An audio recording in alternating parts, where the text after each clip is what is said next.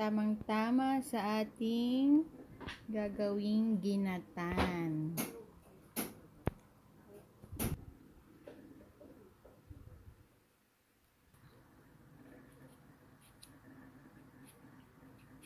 Sangkap natin yan sa ating ginatan. Mayroon tayong kamote at saging saba.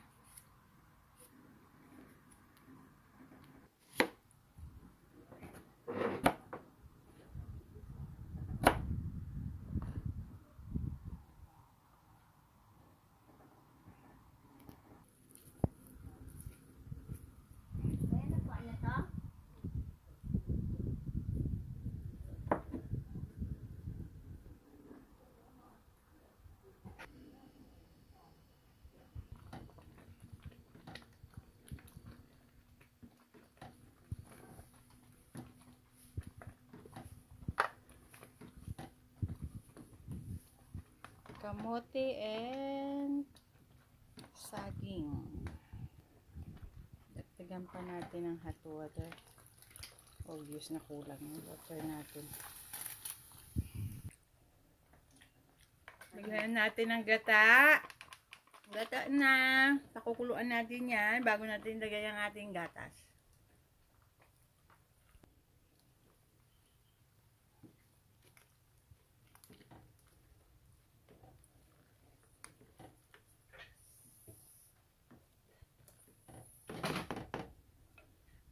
Sama na din natin ang ating langka bago kumulo para mas malasa.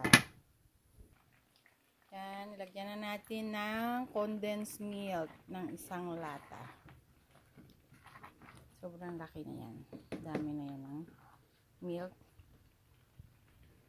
Okay. Malapit na maluto pati ang ating kamote at saging. Hintayin na lang natin maluto. Tapos na po ito. Yan. Malapit-lapit na yan. Pag talagang luto na, pwede na tayo lumamon. Asukal na lang ang kulang.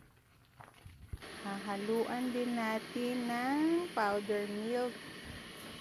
Mga 3 kutsara. Para mas malasa, mas masarap. Yan ang ating nilagay na milk. Bear Brand, bacon and in. Hahalu-haluin na natin yan. Para mas maluto ang powder milk.